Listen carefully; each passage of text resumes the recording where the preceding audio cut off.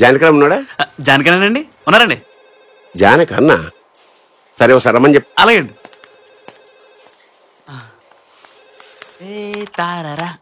అన్నా ముకుంద్ సార్ మిమ్మల్ని రమ్మంటున్నారు. సరే వస్తున్నా. చిన్న అన్నా, రేపు వచ్చేటప్పుడు మీ ఏరియా వాళ్ళు కడుతున్న కరెంట్ బిల్స్, వాటర్ బిల్స్ తీసుకురా. అలాగేనా సార్. రావయ్యా. 2 రోజుల్లో జానకిరామ్ కాస్త జానకన్నా అయ్యాడంటే ఏదో పెద్ద ఘనకార్యమే చేసి ఉంటావు. ఏంటి సార్ కొత్తగా మాట్లాడుతున్నారు? ట్రిప్ ఎలా జరిగింది సార్? తిప్పుదేముందయ్యా, బానే ఉంటుందిలే, గవర్నమెంట్ సొమ్ము కదా. అవును, నువ్వేమిటి దారిలేని పాండవులకు దిక్కు చూపించే కృష్ణ పరమాత్మ తయారేవిట? అర్థం కాలేదా? ఆ శ్రమ వాళ్ళకి అభయహస్తం ఇచ్చావట కదా. సార్ 30 ఏళ్ల నుంచి వాళ్ళు అదే స్లమ్ లో ఉంటున్నారు sir. Current bill, water bill అన్ని పే చేస్తున్నారు సార్.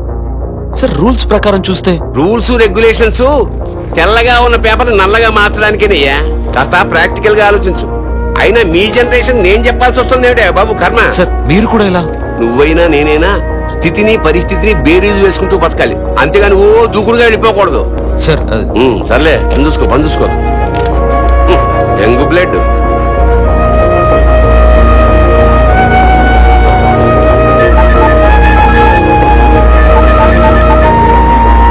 హలో నాన్న.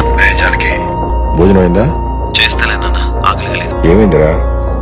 ఇక్కడంతా మీరు చెప్పినట్టు లేదు నాన్న. బలవంతులదే రాజ్యం అన్నట్టుంది.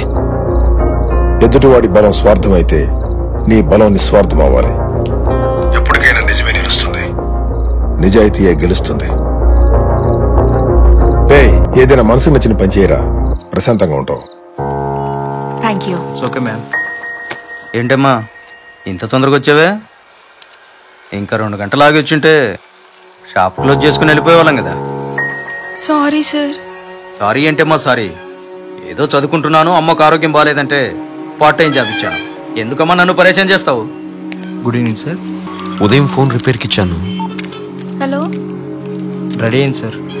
ప్లీజ్ సార్ ట్రీట్మెంట్ ఆపకండి. ఫస్ట్ వీక్ లో thank you. It's okay sir. ఎలాగైనా అమౌంట్ పే చేస్తాను.